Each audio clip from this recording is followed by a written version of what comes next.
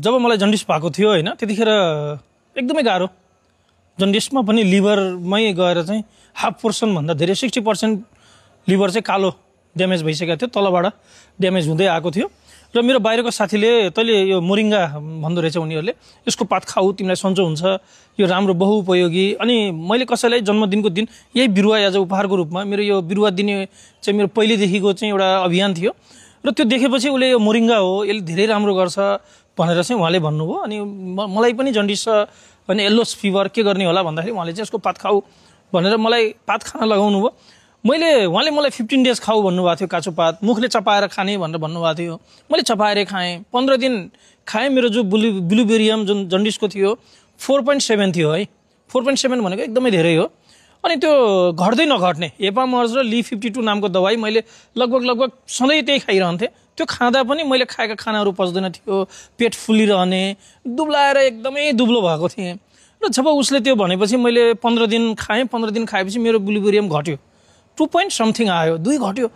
15 दिनमा यति धेरै घट्यो अनि मैले फोन गरेँ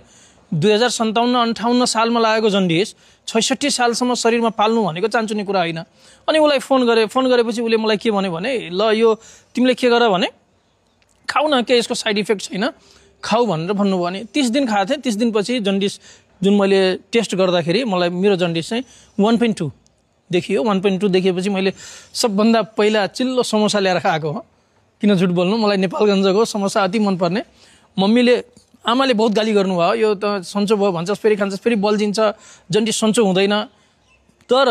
मलाई त्यो खाएको पचेपछि 2-3 ठाउँमा एक ठाउँमा चेक गराएँ चौधरी आयुर्वेद चौधरी प्याथोलोजी भन्ने थियो त्यहाँ चेक गराउँदा नि 1.2 अनि गीता प्याथोलोजी भन्ने थियो त्यहाँ पनि चेक गराएँ 1.2 अनि 2 ठाउँमा चेक गराएपछि त म खुसी भएँ यो मान्छे रोगी हुँदा धेरै तनाव हुन्छ र रोग गइसकेपछि यति आनन्द भयो आफूले खाएका कुराहरू पच्न थाल्यो स्वस्थ भएपछि अनि मैले चाहिँ यसलाई मेरो अभियान बनाएँ अब म बाँचे मैले अरूलाई किन नबचाउने त भनेर यसको रिसर्च गर्न थाले अध्ययन गर्न थाले खोज्न थाले अनि यही बिरुवालाई मेरो एज अभिन्न अंगको रूपमा मेरो साथीको रूपमा लिए जहाँ पनि यो बिरुवा बाँड्दा अहिले चाहिँ यसको बारेमा लगभग अब त 20 वर्ष हुन थाल्यो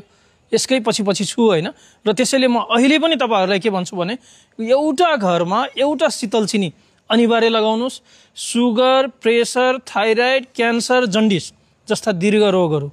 यिनीहरू चाहिँ निर्मूल हुँदैनन् भनेर चाहिँ हामीले सधैँ खाइरहने औषधि खाइरहनु पर्छ त्यसबाट निर्मूल त होला नहोला तर स्वास्थ्यका लागि इम्युनो पावर बुस्ट अप गर्नका लागि यो चाहिँ नियमित खाने गर्नुस् म भन्छु जस्तो यसको दाना खाने तरिका भनेको मजाले यो बाहिरको बोक्रा फाल्यो चपायो मजाले स्लेबा आउन दियो अनि स्लेबा आयो भने हामीले पानी खायौं भने गुलियो हुन्छ है एकदमै गुलियो चिनी खाएको भन्दा नि गुलियो छ यसको नाम शीतल चिनी रहनको कारण यही दाना खाएपछि पानी खायो गुलियो भइरहन्छ त्यसैले पनि यसको नाम शीतल चिनी राखिएको होला।